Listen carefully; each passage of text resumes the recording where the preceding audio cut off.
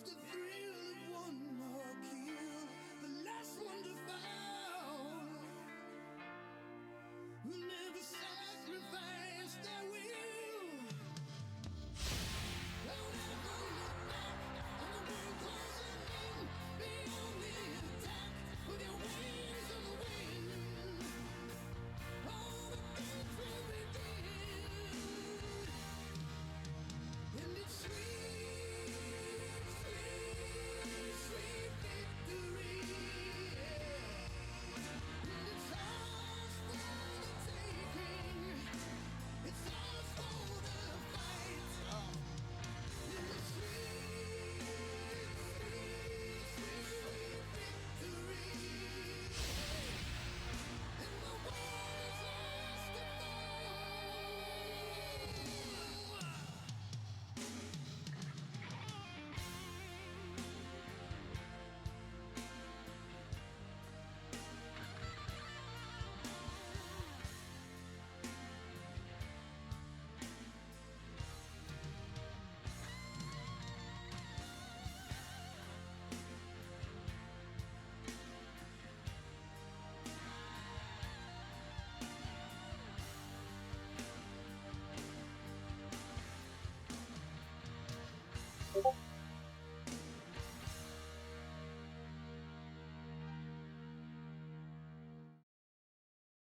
Ladies and gentlemen, we are back for one last time this season. Ladies and gentlemen, welcome back into the Helmet Haven. Welcome back to the Helmet Haven Football Fuck Up Show for the final time this season, guys, as we get ready for the Super Bowl right around the corner coming up here in 2 days. Now, guys, I know we said we were going to have some guests. Apparently, none of our guests remember the deadlines.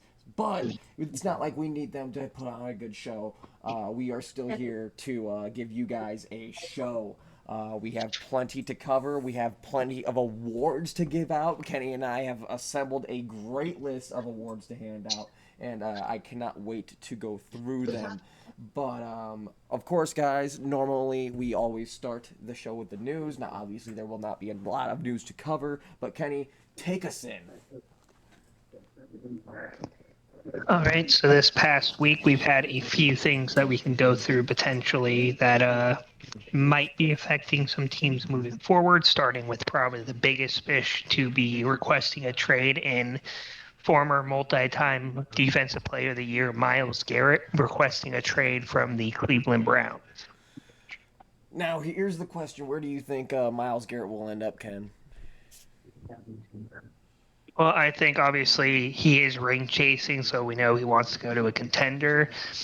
I think that he would be a really good fit in a place like perhaps Detroit, the team with Aiden Hutchinson, or perhaps he goes to a team like like one of the ones that are playing this weekend in Philadelphia potentially. Yeah, but like at the same time, what would the Chiefs need him for? Their defense is already good enough. Now, I do agree. I can see maybe like Detroit making a move for him if Aiden Hutchinson does not, recover. I'm not gonna lie. There are a few AFC teams I could see making a bid for him. There's a few places I could see Myles Garrett ending up, but all I know is that I definitely don't believe he will be staying in Cleveland or even start next season as a Brown. I think that if he didn't mention being a contender, I feel like either of our teams would be a good fit. Mainly mine, as yours has a pretty solid all-around Yeah, no, pass I rush wasn't right gonna now. say us. We have a pretty solid pass rush as is, but I could definitely see him working in your defense a little bit. Yeah, no, that would definitely be a sight to behold. Next up, kind of hand in hand with that one, we have Denzel Ward saying that if Myles Garrett does get traded, then he doesn't believe he has a future potentially in Cleveland either. So that means he could be requesting a trade if Myles Garrett is indeed dealt to another team. Those are two pretty big pieces to that Browns defense that they could be losing here this Yeah, offseason. that is huge. Next up, some talk out of LA is, Well, well, Joey D brings one up an excellent point. Another team that could throw their hat in the ring for Myles Garrett is Washington. Yep, that is another good option. They're not that many pieces away defensively. I don't really think so, but a pass rush is definitely something they need, and perhaps another corner. And can't get much better than Myles Garrett in the pass rush department. So, um, next up out of LA, that Cooper Cup was informed that he'd be getting traded as well. This one you and I talked a little bit off stream about, but I do believe that a place like Houston or even a Yeah, no, team like Buffalo, we obviously perhaps. discussed this, and I agree. Like a place like Houston would be a good place for him to land, especially with Tank Dell being gone all of next season already, and we aren't even sure that we're going to re-sign Stephon Diggs. So, not to mention, I just think Cooper Cup would be an upgrade from Stephon Diggs, in my opinion. Honestly, I brought this up to one of my buddies while I was waiting for us to boot up here, but he brought up perhaps replacing um, Cooper down in Buffalo potentially. That's an option. Yeah, yeah, yeah, yeah. That would definitely give Josh Allen a pure wide receiver one. Yeah, that's it for him. Obviously, there's a few potential retirements on the horizon as Matthew Stafford is debating whether he wants to continue playing football. We're not going to have an answer on that until probably the next time we decide to boot up, but definitely a name to watch out for, as if he retires, who knows if McVay sticks around or tries it with another Yeah, quarterback. that is true. But Joey D even just brought that up. What is Stafford going to do without two wide receivers? Um, I mean, they could always get another one. I'm sure there's one in. They kind of become the new Niners when it comes to finding late round picks that are good. So who knows? Um, for those of you that don't remember, Puka Nacua was, I believe, a fourth or fifth round guy, That and we is see true. what That he's is true. The Rams do seem to find these late round gems. doing. Along with that, we do know that that another man that's contemplating retirement is Khalil Mack out of LA. Now, I think he did mention he's leaning towards playing again, but if he does not, that's one of the reasons why I think the Chargers might try to take a swing for Myles Garrett as well. Next up, another guy who might retire. Obviously, you and I will not care much if he does retire. Is Aaron Rodgers? We do believe that should have probably happened last Yeah, no, offseason. the should not have comeback player of the year. To that later, guys, is that is part of what we're going to be Yeah, discussing today. we will be giving out a lot of awards. Just wait, guys. I know that's the part you guys are waiting for. A few other little minor stories throughout the league. It is currently believed that Russell Wilson is going to be walking from the Steelers, and currently it is reported that the locker room is behind Justin Fields, and the brass is looking to potentially re-sign Fields to a multi-year contract there in Pittsburgh. And why not? Like Justin Fields should have been the starter this year. I understand that they had money to lose and draft pick to lose with the whole Justin Fields thing with from Chicago, but Russ was washed. Russ was washed. I don't think there's any way around it. We discussed this in your little non Like, Russ can't really teach Justin anything, so why keep both of them when you Yeah, can no, keep the you did younger make guy? that point earlier. Yeah. Um, I believe that's about it in terms of potential injuries and such things as that. I do believe that the only coaching news that we had since the last time was Pete Carroll, I think, going to Las Vegas. I don't think we spoke on. Yeah, no, we did not. Pete Carroll, what do you think about him being a head coach again? I think him leaving Seattle was definitely the right choice, especially after not coaching for a year. And I think he specifically picked the Raiders because he wants to reignite that rivalry he had with Harbaugh, as they never really got along when they were in the same division. So that'll bring a little more fireworks to those matchups too. Well, let's hope so. Let's hope so because it's not a rivalry if one side's dominating all the time.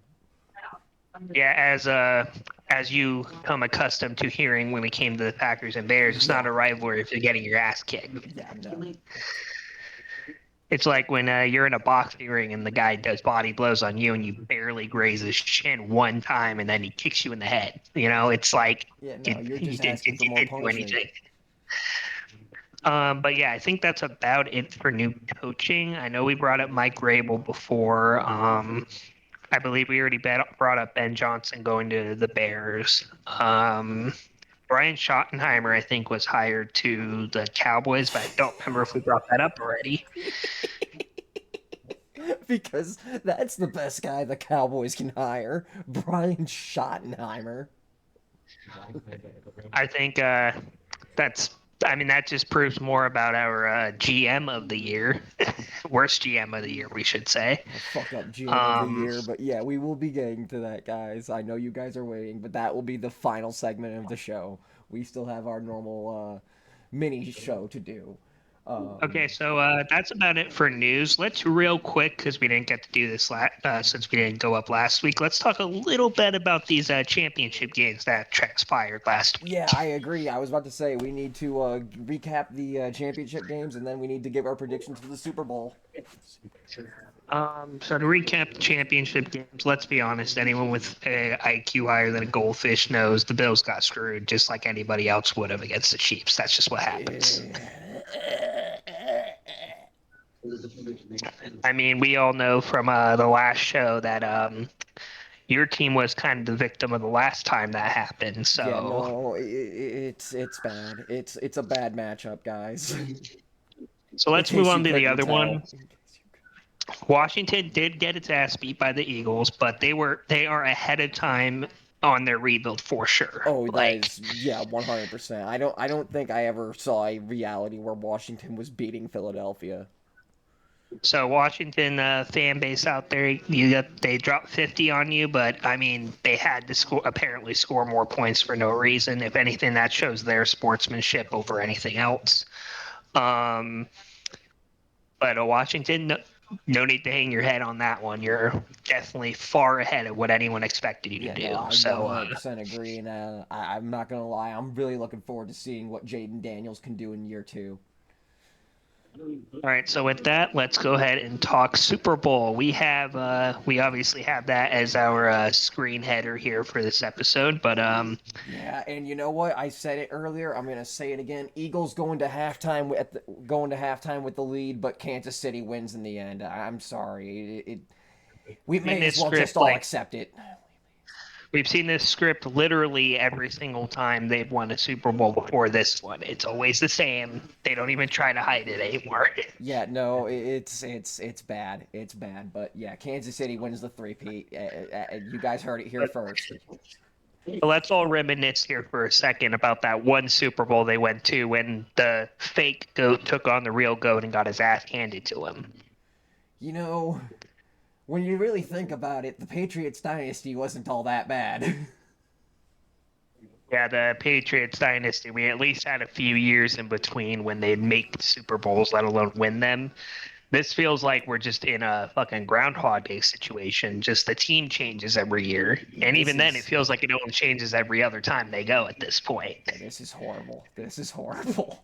I don't like this Super In terms of Bowl. who we're rooting for, a joke answer is a meteor to hit the stadium. But Yeah. So go Team Meteor. Go team. but if we're being serious, we're rooting for Saquon Barkley and only Saquon Barkley. Actually, no, no, no. I'm rooting for Bane to blow up the stadium. For Bane.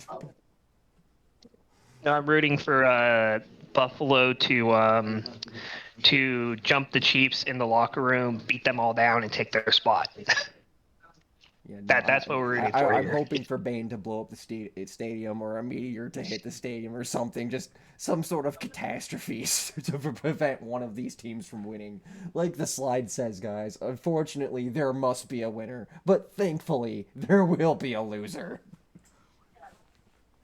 Let's be honest, Philadelphia City is going to be in ruins either way because whether they win or not, they're going to mess stuff up. So 9/11 2.0, says Joey D. Yeah, no, either way, as far as Philadelphia goes, Philly fans, you guys might not have a car in the morning, but, it's not too bad. You guys at least made it to the Super Bowl. okay, so real quick, let's talk about some of these, comparing some of these matchups here, just because we do have to do our due diligence here. So obviously we have the quarterback matchup of Mahomes and Hurts. We've seen this once before. Um, I think everyone knows that we're gonna have to give the edge to Mahomes, even though we don't want to. Yeah, no, 100% agree. But when you have a get out of every penalty that you want a free card in your back pocket on every single down, you kind of have to root for that guy, unfortunately. Um, Running back, I mean, we that's not even a debate. Let's move on. Yeah, no, it's And we're Saquon. tight end wise, I mean, Kelsey's kind of slowed down. Goddard's done a little bit better, in my opinion. So I'm going to give a slight edge to Goddard here. But it's only ever so slight because even he hasn't been that impressive this year. And then wide receiver room, like honestly, this isn't debatable either. It's the Eagles. Yeah, no, and Joey D even brings up this excellent point. Two bottom 15 QBs in the Super Bowl this year. How wild is that? Yep, I knew that. Well, at least with the Chiefs, it's like, well, ref ball got in the way there, and then well, Saquon we know kind of carried the Eagles to multiple of those wins. Hell, I've said this once before, and you've heard it, and Vern's heard it, and a few other people have heard me say it before. Saquon won the Eagles at least 3 or 4 of their games this year. It's Yeah, no, almost single-handed. it's not even an argument. Saquon is what makes that Eagles offense run. And then like the offensive lines are pretty equal in my opinion. You can kind of debate either way which one's better at this point, but they're both kind of on the same level, I think. Defensively, if we're being honest, it's like Chris Jones and Truck McDuffie and like 2 other people on the Chiefs. Like the entire Eagles defense is full of names. I agree. Yeah, it's a nasty matchup for the defensive side of the balls. But you know what? At the same time, the Kansas City's defense is what has been keeping them alive in all these games. Yeah, I don't, the only thing with the Chiefs is this entire playoff seeding and the entire season basically they haven't quite had to play anybody like the Eagles yet. The closest people they played in the regular season were like Buffalo, and let's be honest, if the refs weren't on their side, Buffalo probably would have beat them and made it here. So, hell, if it wasn't for the refs, they wouldn't even have been in the AFC Championship game. It probably would have been Houston and Buffalo. And then obviously you and I spoke about that a few weeks ago, but then you would have gladly taken that ass whooping. As long as it's not the Chiefs, you can handle it. Team anyone but the Chiefs. Yeah, go football. Yay, sports ball. All right, so we did our very minimalistic review of the Super Bowl. Unfortunately, neither myself or Tame here are anywhere near close to being any even remotely hyped to watch this game. Yeah, no, it's not a good matchup, but it's Probably the for the one we first time got. since I started watching football, I'm actually only gonna watch the halftime show, and that's it. But yeah, guys, I there you guys have it. That's our mini show, I guess. We have nothing for the 30-second timeout, as you might have guessed, because there's no college ball, there's no spring ball, there's nothing going on. Just the Super Bowl. But guys, we do have something for the Journey to Immortality, which yes, the slide has officially been updated. I hope you guys like it. That's my player. Kenny, of course, is still doing his coach. I don't have any photos for him, so that's why his is not part of the slide. But, next year we hope for better, situations. But nonetheless, guys, Kenny, do you want to go first? Because I know you're having a bad time. still have a team full of kids, and I hate them. That's about it. He has a team full of kids, and he hates them. Kenny, you're such an amazing coach. I'm sure every single one of those kids looks up to you as a role model. Brother, I've been trying to teach this kicker how to make field goals for 3 years, and he still misses half of them. What am I supposed to do? Oh my goodness. Oh. But guys, as much as Kenny's is very short and simple, mine of course is It's a lot because not only have I completed my whole college career, but I have also completed a rookie year in the NFL. So guys, I'm not sure quite where we left off with my player last week. So we'll just recap every year so far I because don't it's think been you five. started I think you finished the college side, but I don't think you had talked about the NFL side yet. So Had I been drafted? I I think don't. you were I don't think I drafted. was drafted yet. No, I wasn't. I I wasn't think you were because finishing no, up no, no, your Kenny, Kenny. I know I senior wasn't year. drafted yet because my draft video was on there after the last episode. Yeah, I think you were in your senior year Yeah, when so I'll you just do last senior came in. year and then my rookie year. So, guys, senior year, transferred to Ohio State. Not only was I wide receiver one, but I was also used as a slot wide receiver quite a bit. So, nonetheless, I had 232 receptions for 2,756 receiving yards and 11.9 yard average, 172.3 average yards per game, 20 receiving touchdowns, 622 rack yards, 2.7 rack average, a 73-yard long. I also had some rushing stats. I had 75 yards rushing with two rushing touchdowns. We finished the season 12-0, 8-0 in the conference. Finished first in the Big Ten East. And as far as achievements go for my senior year, get ready because this list is quite a long one. Week 3 game MVP versus Alabama. Week 5 Big Ten Offensive Player of the Week versus UNLV. Week 5 National Offensive Player of the Week versus UNLV. Week 7 Big Ten Offensive Player of the Week at Iowa. Week 7 National Offensive Player of the Week at Iowa. Week 9 Game MVP versus Maryland. Week 9 Big Ten Offensive Player of the Week versus Maryland. Week 10 Game MVP versus Rutgers. Week 10 Big Ten Player of the Week versus Rutgers. Week 10 National Offensive Player of the Week against Rutgers. Week 11 Big Ten Offensive Player of the Week at Indiana. Week 13 Game MVP at Michigan. Big Ten Champion, Conference Champion. Week Big Ten Offensive Player of the Week versus Purdue. Player of the Year Award. Heisman Trophy winner. Yes, I won 2 Heismans. Best Receiver Award, won 3 of those. First team All Big Ten, and first team All American. Was a Fiesta Bowl champion versus Liberty, a Orange Bowl champion versus USC, and a national champion against Clemson. I was also the Big Ten Offensive Player of the Week for the national championship, and the National Offensive Player of the Week for the national championship in college, and that is how we wrapped up my senior year. And yes, Joey D, I know I'm overachieving. But as far as college career totals, I had 733 receptions for 8,389 yards, a 36.8 average, a 475.27 average yards per season, 56 touchdowns, 1,678 rack yards, 7.17 rack average, 75 rushing yards, 2 rushing touchdowns, an 88-yard long. Went 31-17 all time, 23-9 in conference. And as far as achievements go, all-time college football career receptions record, all-time college football receiving yards record, 3-time Best Receiver Award winner, 2-time conference champion, 2-time Player of the Year award, 2-time Heisman Trophy winner, and 1-time national champion.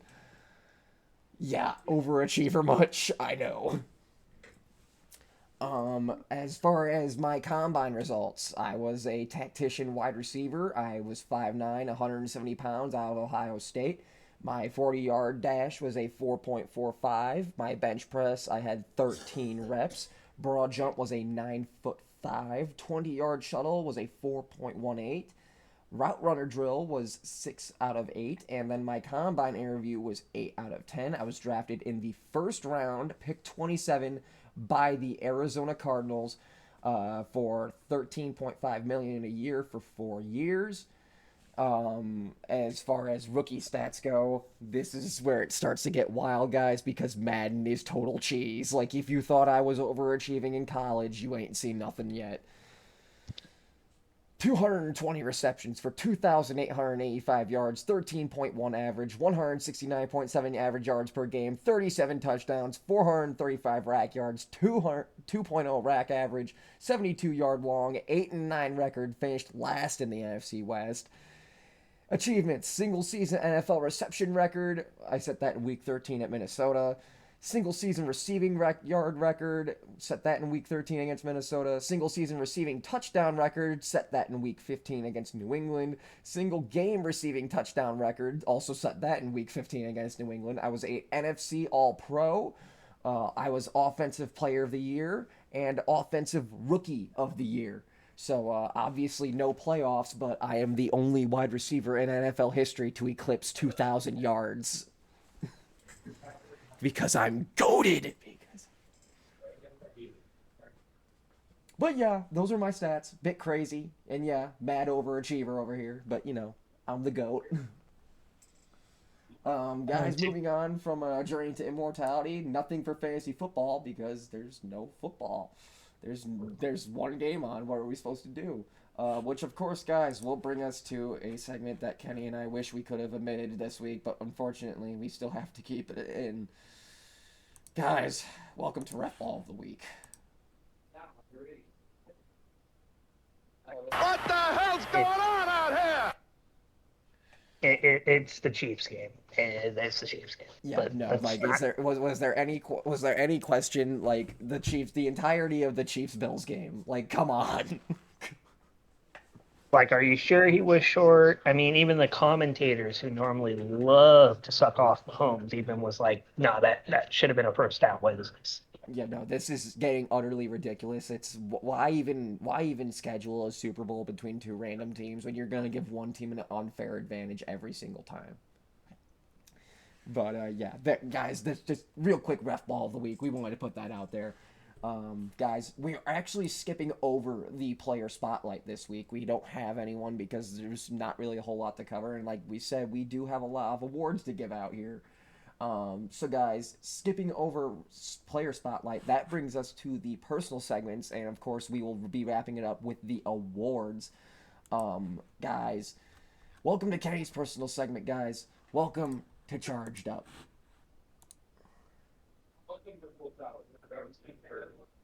So obviously we have a bit of a different layout here as we're doing these segments before we do the main, kind of more or less the main beef of this podcast. I don't know why the bits aren't playing. Hey, no, hang on.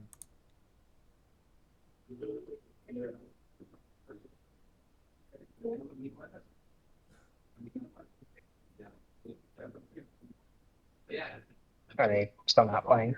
Yeah, they're not playing. I don't know why. It's not like we need them, but it's a bit disappointing.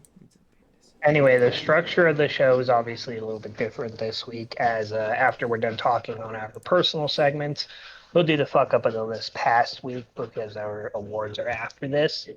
But There it is. It was you and I way already agreed how behind. these are going to go this week. There's no reason. Oh, that's delayed.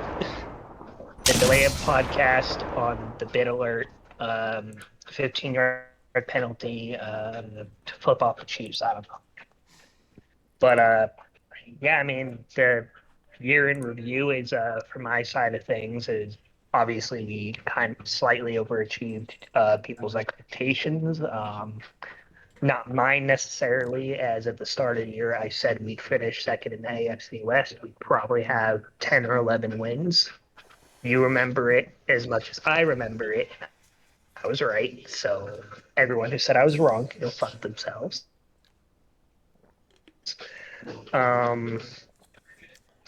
Moving forward, it's important to remember that I mentioned this before, both to you and I might have mentioned it on the podcast too.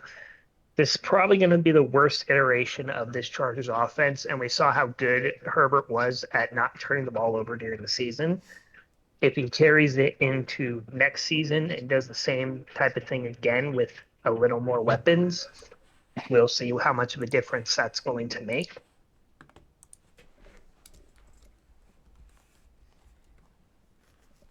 Anything else, Ken? the best division on the AFC side of the bracket at this point. And no disrespect to AFC North, but I feel like there's obviously going to be, the Browns are going to be the Browns. And one of the other three are probably going to underachieve next season, like they almost always do. And so I feel like the AFC West is going to take that mantle as a toughest AFC division of football next year, most likely. That makes for more exciting games, as you and I already mentioned. Hopefully, the Raiders with Pete Carroll actually put up some type of a fight instead of just letting us stomp them out like we did both games this year. I hope we still stomp them out, but I'm also kind of hoping we don't, because more entertaining games is better, especially in that division. Obviously, we'll probably, when we next boot up, we'll talk a little bit more about some of the needs of the team, but I've covered them loosely before. Next time we boot up, we'll bring more of that stuff into it. But in terms of like, if I had to give my team a letter grade this year, based on what we were expected to do and where we finished, just the regular season wise, I think you got to give us at least a B plus, A minus.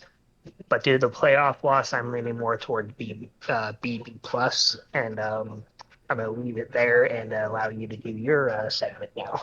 All right, welcome to the Houston Huddle, guys. Houston, we have a problem. Now, guys, a season recap for me. Obviously, this season was a tough one. It was, I expected big things from this team, and we kind of sort of underachieved all season. Hopefully, next season we can see some more progression out of CJ Stroud. I'm not going to go as far as to say he regressed this season. I don't think he improved, which is definitely a problem. We needed to see some more improvement from CJ Stroud, especially with the amount of weapons that we beefed up the offense with and the defense with. Nonetheless, do I think my team's Super Bowl window is closed? Absolutely not. I think we are still absolutely in the conversation to be contenders. It's just going to take some real fine-tuning this coming off season, probably in free agency and the upcoming draft. We will have to see where that goes. But like I said, topsy-turvy season. We took some wins that we probably should have lost, and we took quite a few losses that we probably should have won. But nonetheless, we made the playoffs and were able to make it a round deeper into the playoffs than I originally anticipated. So, personally, if I were to piggybacking off of what Kenny was doing with his team, if I had to give my team a letter grade, I would probably lean towards B plus. There's definitely work here to be done. And hopefully we can address it during this off season. But there is definitely strength in this team. There is foundation here, and as I said, I still believe that we are absolutely in the conversation to make deep playoff runs. It's just a matter of, can we apply ourselves as a football team to make it deep into the playoffs. So guys, that does it for the Houston Huddle. Guys, we've got one final fuck up of the week before we go into the awards. And guys, it's a big one this week. So guys, welcome to fuck up of the week.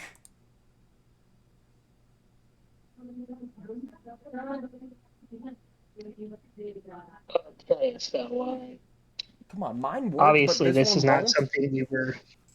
It was at this moment that he Is it knew not loading? he fucked up. Oh, there you It go. just went. There you go.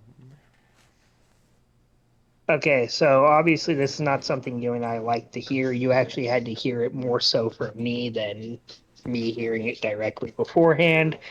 But it ends up we have another AFC North player that has decided that to do some very fucked up things towards women, allegedly.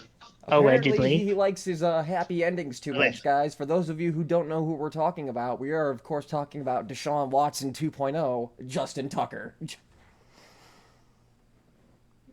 Yeah, and it was not something either one of us expected. It definitely came out of left field, but maybe that's why his kicking sucked this year. He realized that this was maybe coming, doesn't have the focus on the kicking the ball as much, and maybe that's why he sucked. Joey D, Justin Tucker to Cleveland, make it happen. Justin Tucker Justin Tucker to Cleveland for 3 first-round picks and a bottle of ketchup. For real. But yeah, that's the fuck up of the week. Kind of the same situation as when we had Deshaun Watson as the fuck up of the week. Yeah, Same just circumstance absolutely basically, but disgusting instead of a acts from this 20 something, player. So he instead, obviously scores the final fuck up of the week. He is not our fuck up of the year, but definitely a big L for you, Mr. Justin Tucker, for being our final fuck up of the week of the 2024-25 NFL season.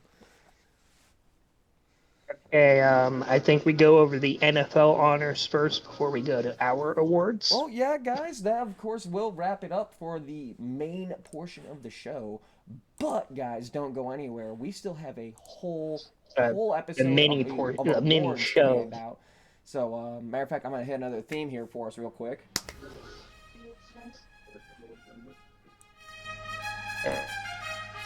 We still have a whole lot of awards to give out. We had the awards we got to recap as well from yesterday. So I think online, so we'll have a lot of fun with these awards. I think we start with the NFL honors that have just happened, and then we'll go on to our. Like, I'm playing the Lombardi Trophy procession at the moment. Like, goddamn, give it a second. Remember, we have themes for this. This is an award show. We have class here.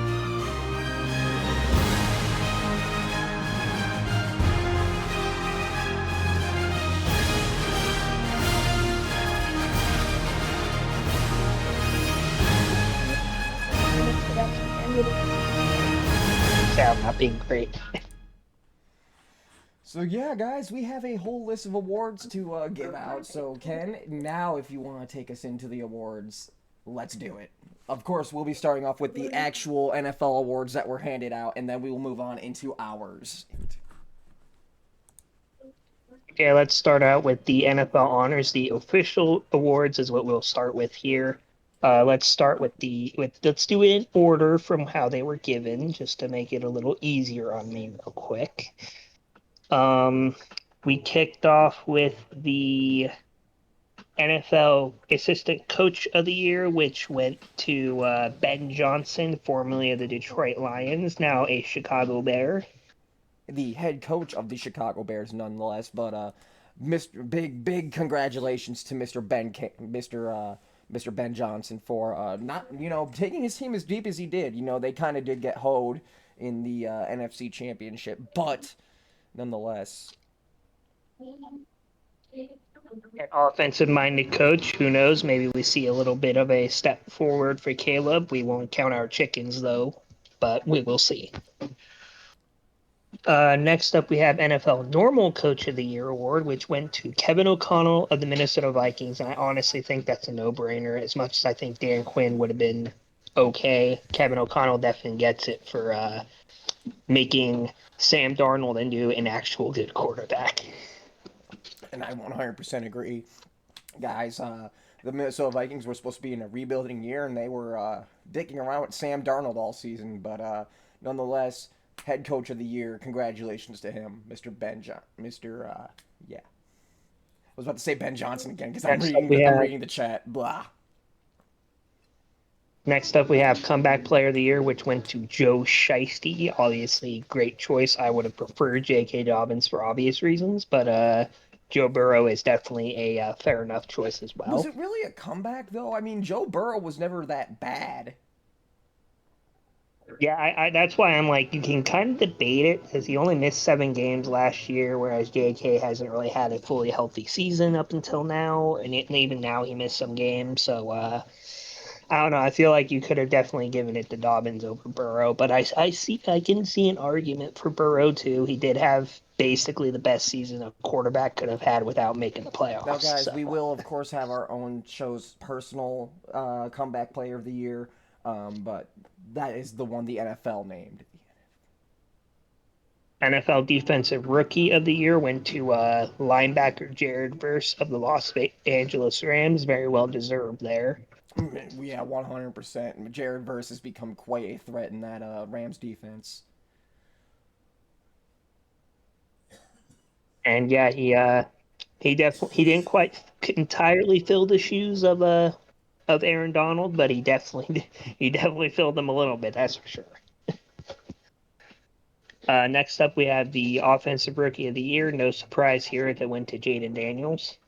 Yeah, no surprises here. I mean, Jaden Daniels literally went in and did everything that people was saying that Caleb Williams was going to do with the Bears. But, guys, I think there's no argument after this season. The Bears picked the wrong quarterback again.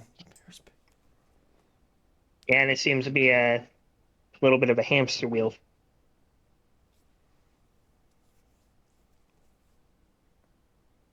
Good enough argument for this award probably would have been Brock Bowers, but a tight end's not winning it over a quarterback, let's be honest. Yeah, no, just not happening. All right, next up we have Defensive Player of the Year went to PS2, aka Pat Surtain II of the Denver Broncos. Well deserved. You know what? He had a great year. Which is fair. I mean, man was locked down. He barely allowed many catches, if any, that went for deep plays. I think most of the catches he allowed were like less than 10 yards. And that's Joey pretty D hard has a for a point. corner The to do. whole Literally, Broncos defense was kind of nuts this year, but PS2 was definitely a huge contributing factor of that. well, he was definitely the heart and soul of that defense. We saw him go down against my Chargers in that first game, and they got absolutely toasted without him. So, obviously, we'll go into what we thought of that later. Offensive Player of the Year went to Saquadius Barkleyus, obviously, as we would have expected. And just as a side note, he should have been allowed to play in Week 18 and break the record, but I'm not gonna keep saying that. I just wanted to throw that out there one last time. We do have the Salute to Service winner, the guy who does a lot for the military and da da da da da. That went to the man, the myth, the legend known as George Kittle. Well deserved there. I believe he has a lot of family that was in the military, so that drives him to help military members as much as possible. Very good guy there. Yeah, absolutely. W Skittles, Joey D. Let's go. And then finally, we had the NFL MVP that went to. Wait, actually, hold on. Who? Okay, never mind. Yes, NFL MVP did in fact go to Joshua Allen. So guys, For those Josh that are Allen bitching wins that it his should have been first Lamar. MVP award. For those of you that are bitching that it wasn't Lamar Jackson, he has Derrick Henry, Josh Allen doesn't. That's the argument. And you can't dispute that argument because it's facts. So, real quick here, I do want to talk about the Hall of Famers that ended up being inducted yesterday as well. Absolutely. Go for it. I think we went over the when it was like a list of 30 finalists or something the other day when we did this the last time. Mm-hmm. So we're gonna actually say who made it this time. Just give me a second while I look for the. Make sure I look for the list of names here.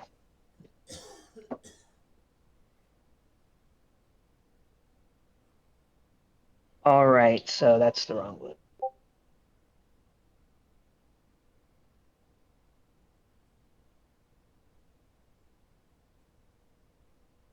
I hate that it's a year behind, but whatever. Or a year ahead, technically. All right, so the NFL Hall of Fame of 2025. We're going to start that off with Jared Allen, former Minnesota Viking, legendary Minnesota Viking at that. Yes, I remember him. Mm-hmm. You're like, yeah, he made my team's life a living hell and then played for them for Yeah. I don't wish to remember my childhood much. about 2. Eric Allen, cornerback from the Eagles, Saints, and Raiders, also got in. There was only 4 people who got in this year, for those of you that might not know. Next, we have Sterling Sharp, wide receiver for the Green Bay Packers, also made it in. And then finally, we have the tight end that made it in Antonio Gates, my boy, one of the best tight ends to ever exist in the game. Don't come at me sideways. Oh, no disrespect. And that is Absolutely one of the GOATs. That's the 2025 class. Only 4 people made it as first ballot Hall of Famers. If we boot up next time and we happen to have some people that get in as non-first ballot Hall of Famers, we'll bring that news to you. But those are your first ballot Hall of Famers right there. So yeah, guys, and that brings us to our personal awards. Now, guys, we have a great list for you guys, and it's quite a long one. So, guys, we're gonna start off, of course, with the MVP, the Most Valuable People on the Field award. That would, of course, be the Chiefs referees. Kenny, any Yep, I mean, comments? there's not much. Nope, there's not much debate there. I think that's pretty much fair. Yeah, no, the Chiefs referees have ensured victories for the Chiefs all but 1 week, and that 1 week was against the Bills in the regular season. But yeah, it was ugly. It was ugly. I've never seen a team play such terrible football and yet still make the Super Bowl. But yet we're all subjected to this torture because God hates us. Because all right. Moving on from the Most Valuable People award, we have the Hypothetical Player of the Year, which of course goes to a Mr. Justin Herbert of the LA Chargers. Yeah, because hypothetically, there's a lot of hypotheticals here, um, a lot of what ifs, if you will, all of which I feel are very justified. But that's not what this award show's about. But yeah, I feel like that's fair enough. There's a guy who wins an award later that I think should go here too, but I'm not going to do that yet. I will wait till we get to that. Yeah, no, moving on from the Hypothetical Player of the Year, we have our LIP, the Least Improved Player, which of course, guys, I mentioned it during the Houston Huddle. Guys, it is Mr. C.J. Stroud of the Houston Texans. I'm You know what? I have to agree. I didn't, like I said earlier during the Houston Huddle, we did not see progression from CJ Stroud, nor do I think we saw regression. I just don't think we saw any improvement at all. I think when it comes to Stroud, he may have regressed a slight bit, but I don't think it was his fault that he regressed. If that makes sense. Yeah, no, it makes sense. Moving on from our LIP, we move on to the Helmet Haven Salute to Satan, which goes to Patrick Mahomes of the Kansas City Chiefs. Because, holy crap, Black Devil Magic, how do they keep winning games?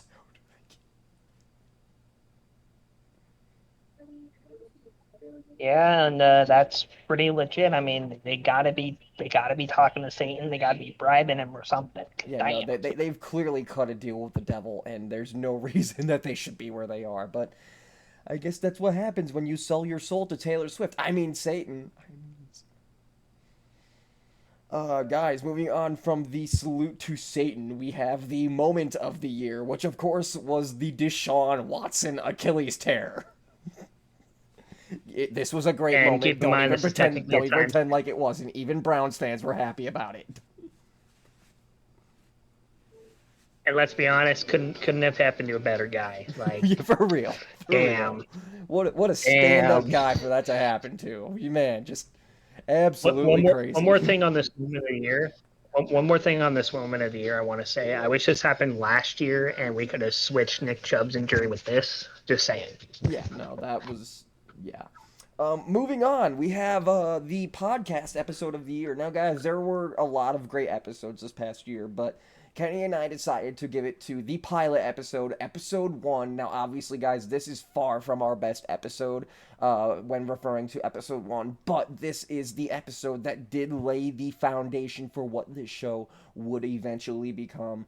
And it was back when I didn't even know what team I was going to root for this season. So guys, this was a big episode, a big pivotal episode, and we cannot wait to see where this show goes in year two. But yeah, year one we had to give it to episode one because again, that foundation was there, and you guys seem to have liked what we were doing, so we of course kept up with it.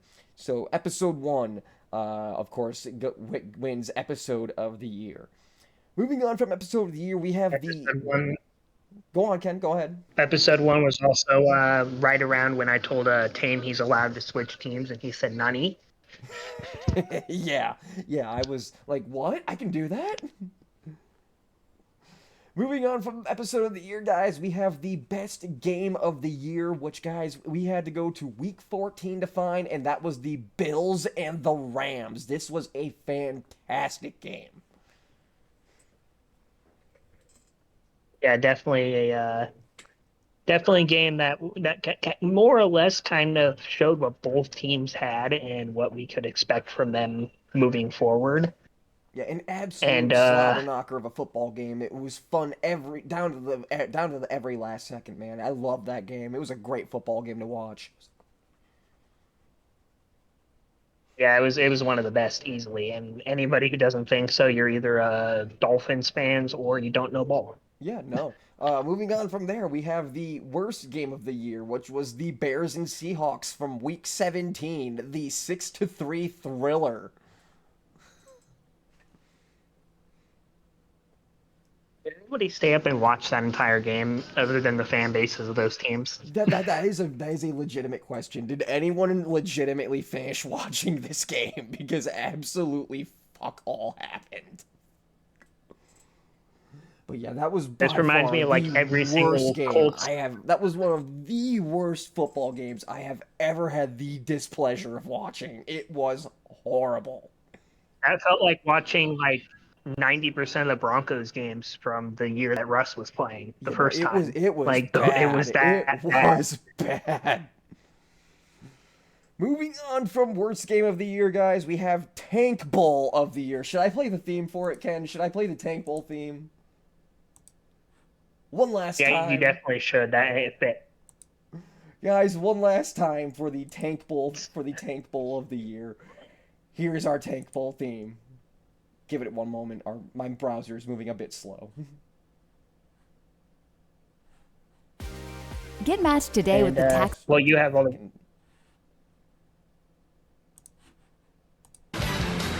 So, guys, yeah. Now that we're past the ad, guys, this award is on. What was the game we picked for that?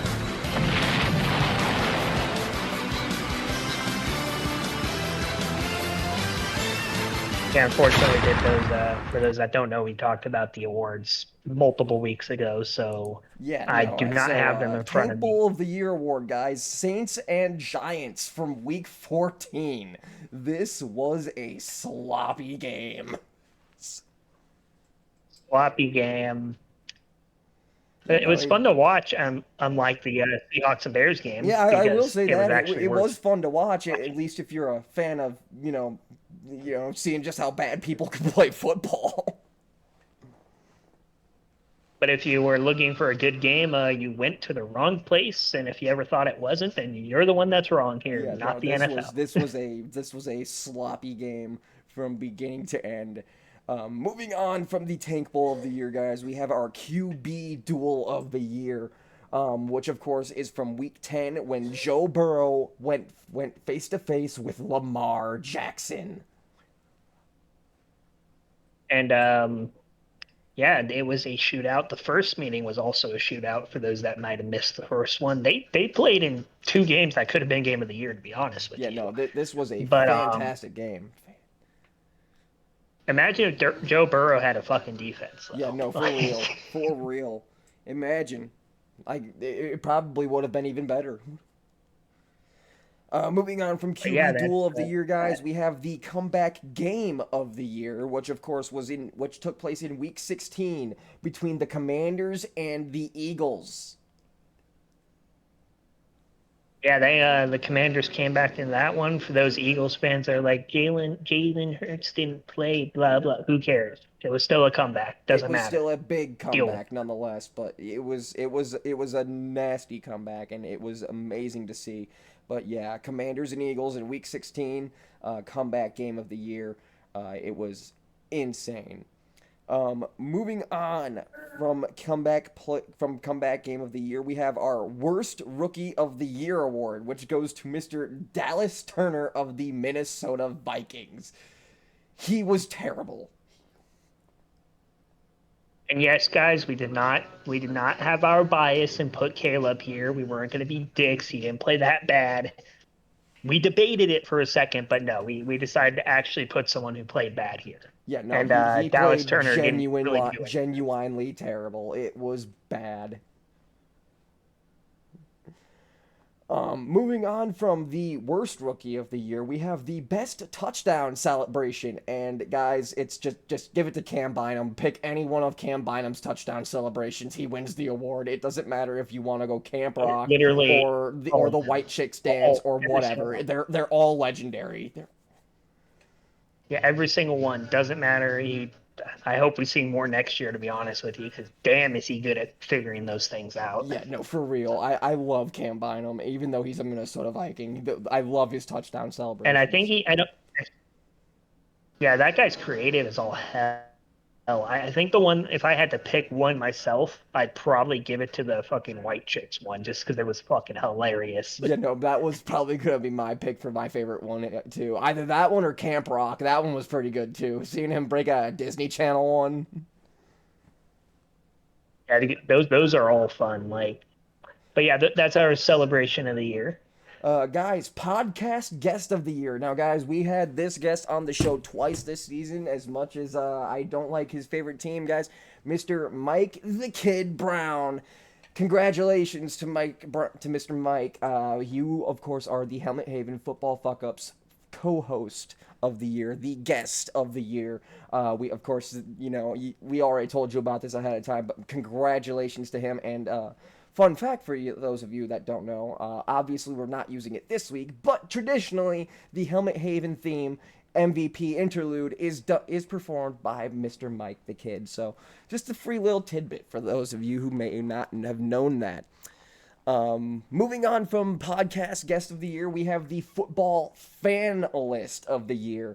Now, guys, a fanalist is a super fan, but also a person who is an analyst of the game. They may have their biases, but they traditionally know what they're talking about. And this, of course, will go to a Mr. Joshua Illusion Annunzio. We had him on one episode before, guys, the episode with Bearing Down in the Basement, which was, of course, was a very fun episode, as Kenny and I were kind of shitting all over Josh for about 20 minutes. Yeah, that was a fun episode. We got to mess with the Bears fan. That luckily he's one of the smarter ones that we know. So. Yeah, no, obviously that was yeah, nonetheless that was a very fun episode. That was a very fun episode. So, Mr. Josh, you are our football fan list of the year. Joey D, I don't know if you are still chilling in my chat, but show supporter of the year, Mr. Joey D, Mr. Joey Dunn, Mr. Congratulations. I don't know if you're still in the chat, but you are the football fuck ups show supporter of the year. We thank you deeply for all your support that you have continued to show this great podcast.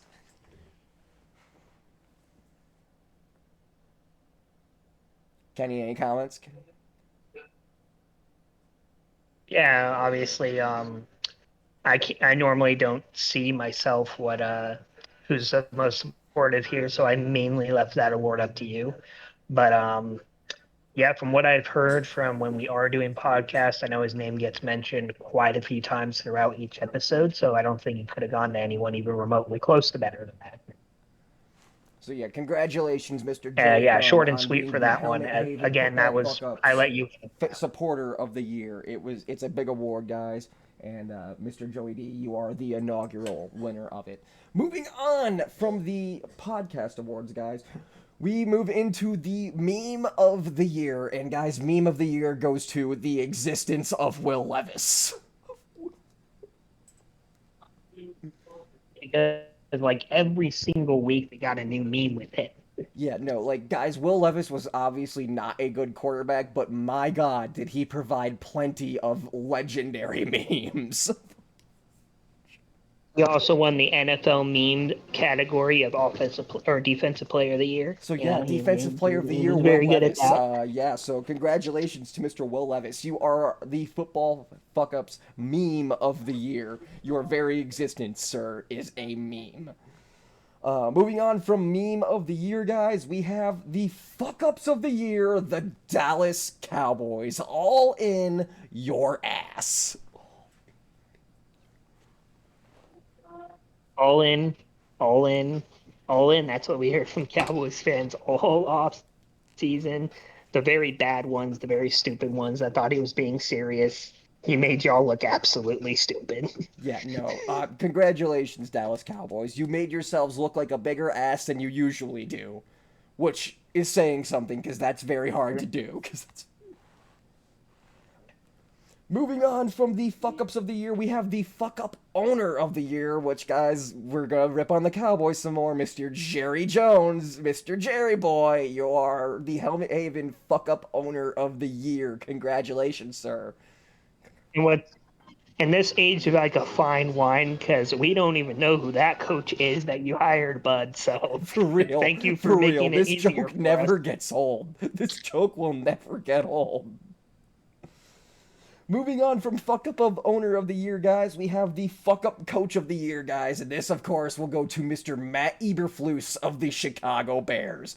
My God, I've seen better clock management out of Mike McCarthy.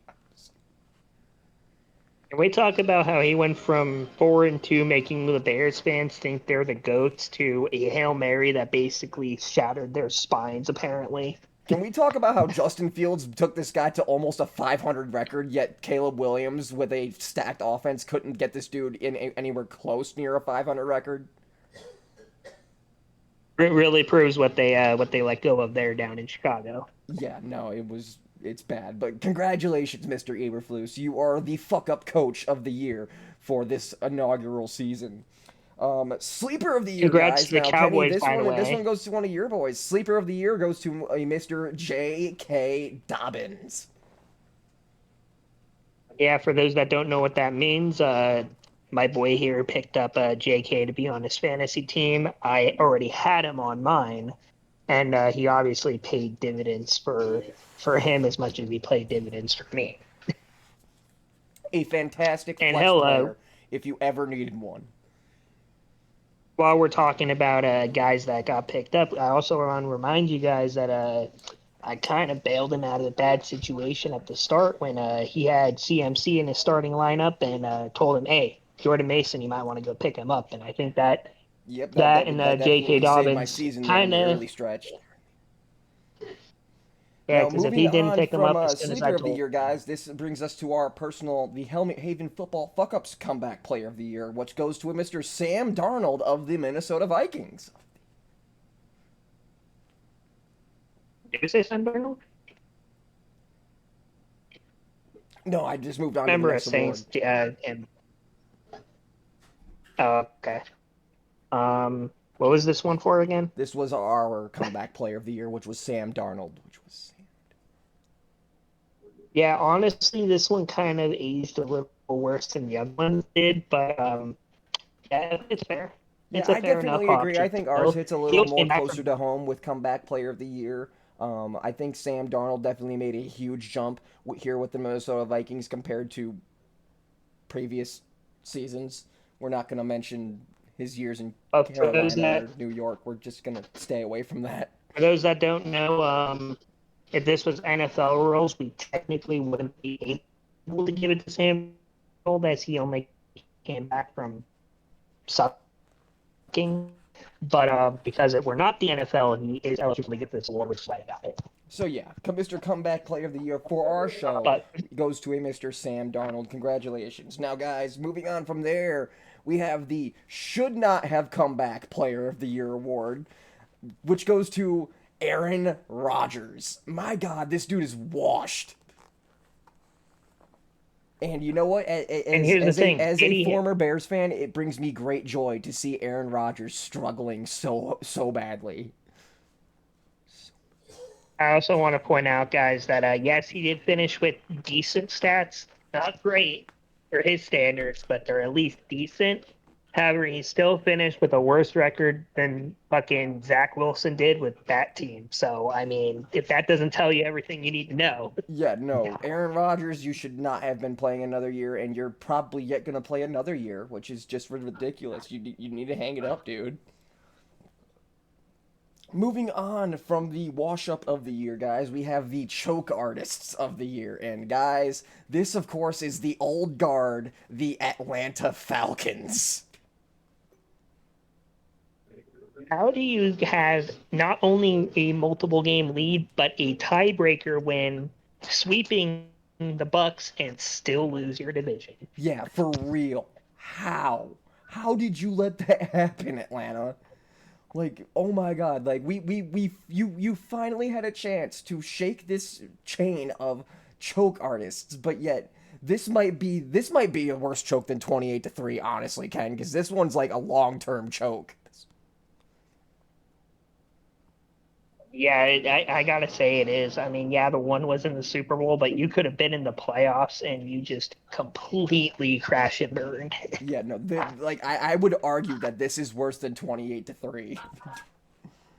Moving on from the choke artist of the I year, guys, we have the fantasy football player of the year. Now, guys, we actually have two players for this because both of them were very worthy and both of them are position players. Mr. Saquon Barkley of the Philadelphia Eagles for obvious reasons, and Mr. Jamar Chase of the Cincinnati Bengals for, again, obvious reasons. Yeah, we obviously had Saquon that kind of single-handedly carried the Eagles multiple games this season, and then we have Jamar Chase, the Triple Crown winner for this season as well. Pretty easy ones to pick for that. You and I almost went with one or the other, and then we decided we got to give it to both of them. Both of them have the same arguments, really. So there you go. So yeah, moving on from there, we have the fantasy football fuck up of the year. And guys, this one's hard because especially considering I drafted him first overall in my league, but I'm sorry, Mr. CMC Christian McCaffrey, you are the fantasy football fuck up of the year. What happened, dude? Side What note, happened? side note, when it comes to McCaffrey, guys, obviously we hope he comes back and plays next season and gets back to the form he had. But he didn't get injured the previous season. He was on the batting cover. We should have expected this. We didn't, and we paid for it. Yeah, no, it was a big bad season for Mr. CMC, and hell, it's bad by the standard of he didn't even play for most of it. Yeah, Moving he only played on. like three games. Yeah, no, Very moving bad. moving on from there, we have the fantasy sleeper of the year, and guys, we had two of them for fantasy football. Kenny and I couldn't decide on this, so guys, we have two fantasy sleeper of the years, and those are Baker Mayfield of the Tampa Bay Buccaneers and Mr. Jonnu Smith of the Miami Dolphins. Yeah, Johnny Smith kind of came out of nowhere. He became one of his favorite targets, which is kind of funny to say when you know he had Tyreek Hill and Jake Watt on his team. But Johnny kind of helped them win multiple games down the stretch and got him on the cusp of playoff spot in several instances by himself. And obviously, Baker Mayfield, what a career turnaround for that man. From left dead in Carolina to back-to-back NFC South titles. Yeah, no, absolutely a huge comeback for Mr. Baker Mayfield as far as careers go. Guys, we are getting near the end of the awards, guys. We have two more left, and of course, guys, we're going to start off with the good and then end off with the bad because, of course, it's this show. What else are you expecting? So, guys, we have our team MVPs, guys. And Kenny, do you want to go first? Um, I don't remember if you wrote or if I you did write chalked them this down. You to, had but I Lad do McConkey believe for I your said team J.K. MVP. Dobbins. Yeah, I had Lad McConkey obviously came in as a second round pick, wide receiver. Boy, did he quickly become one of Herbert's favorite people to throw to. Let me tell you that. I mean, as bad as the game was in the playoffs against you guys, I think Tane even saw him get open multiple times and went, "Well, he's going to get a catch of the me." Yeah, no, it But was yeah, that's So for yeah, that there's one. Kenny's team MVP for the Chargers. My Texan MVP for the year. Despite missing 4 or 5 games this season, of course, I still had to give it to my boy Nico Collins because he is the wide receiver that makes this offense move. I think we saw from Now, the struggles without Nico to to the struggle to less struggles with Nico that Nico Collins is indeed a vital piece of that Houston Texans offense. Now, honorable mention from my side, I do want to give it to my two cornerbacks in Cam Hart and Tahib Still. Rookies from the 5th round played out of their minds. I'm going to say who I think yours should be too. You don't got to give yourself one, but I do think Joe Mixon's got to be up there Oh too yeah, I as was a about to. I honorable was about mention. to say like my consolation prize would have been Joe Mixon because Joe Mixon was absolutely nuts. But guys, with moving on from team MVPs, guys, we of course have the team fuck ups because of course we would because this is a football fuck ups show, guys. Kenny, you had Jasir Taylor as your team fuck up.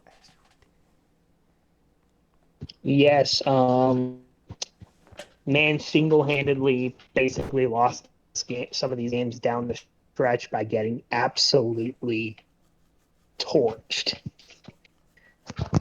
Burnt toast, Eli Apple style, if not worse than that, is how bad he got burned. I don't like him. I hope he's not on the team next year. Now, guys, I actually had a change of heart when it came to my team fuck up. Originally, I was going to put CJ Stroud here, but when I really thought about it, my team fuck up of the year has to go to Aziz Al-Shaair, the dirtiest player in the game right now. Dude, what are you doing? You're out there trying to give players CTE. Yeah, I mean, Aziz, what the hell, man? You had to injure. I mean, Trevor Lawrence was playing well before that, but you had to injure Trevor Lawrence. You had to take away one of the few things that made Jacksonville worth watching. Yeah, no, Aziz Like, what the hell, Al-Shaair, like, man? dude, we don't need another Vontez Perfect in the NFL. Please, please clean it up. Please clean it up. But, guys, that, of course, will do it for the Super Bowl special of the Helmet Haven Football Fuck-Up Show, guys. Guys, it's been a fun season. And, guys, we only have one more short episode to do, as we will be recapping the Super Bowl, but we won't really be doing much else. Maybe like a 30-minute episode for next week after the Super Bowl. But, guys, this will probably be the official last this will probably be the official last Helmet Haven football fuck-up show of this 2024-25 season. Kenny, anything you want to say to our wonderful fans before we sign off for the season? Obviously, you guys supported us from episode 1. Told us you like this. We've been now, how many episodes now deep are we? We are now 26 episodes deep. We're 26 episodes deep. We'll tell you guys what, if you didn't like episode 1, who knows if we will continue even into episode 2. This is obviously a passion thing that we want to do for years now, and the stars kind of aligned for us to finally do it. It was a fun year 1. Can't wait for year 2. Obviously, after next week's short episode, we're probably going to boot up again and, still be booting up throughout the off season, but we're not going to have it be weekly like or I said, guys, you bi-weekly or guys won't be anything getting set in stone. full cut episodes during the off season. We will of course be saving those for the official NFL season. But as far as my thoughts for this season goes, guys, thank you to all of our wonderful supporters. As Kenny said, this has been a passion project for him and I that we've wanted to do for years, and we finally got things moving. After I hatched the idea of let's just use Twitch and, transport them to YouTube afterwards, we're done. And so far, so good. It's been a great show. Now, obviously, we did have a little bit of a slip up with my living situation where we were not able to record for about 4 weeks in there. But we will be back next season, guys. This has been a wonderful, wonderful inaugural season for the Helmet Haven Football Fuck-Up Show, and I cannot wait to see what the future holds for this great show. If we can monetize it, that'd be great, but nonetheless, even if we don't make money off of it, guys, we just enjoy spending time with you guys week after week talking football, because I know a lot of you enjoy the sport just as much as we do. So, guys, we are going to sign off one last time for the 2024 and 25 NFL season. Guys, it's been a fun one, and guys, we will, of course, see you guys next week, but in a more literal sense, we'll see you guys next season. It's been a good one. Thanks for tuning in, guys.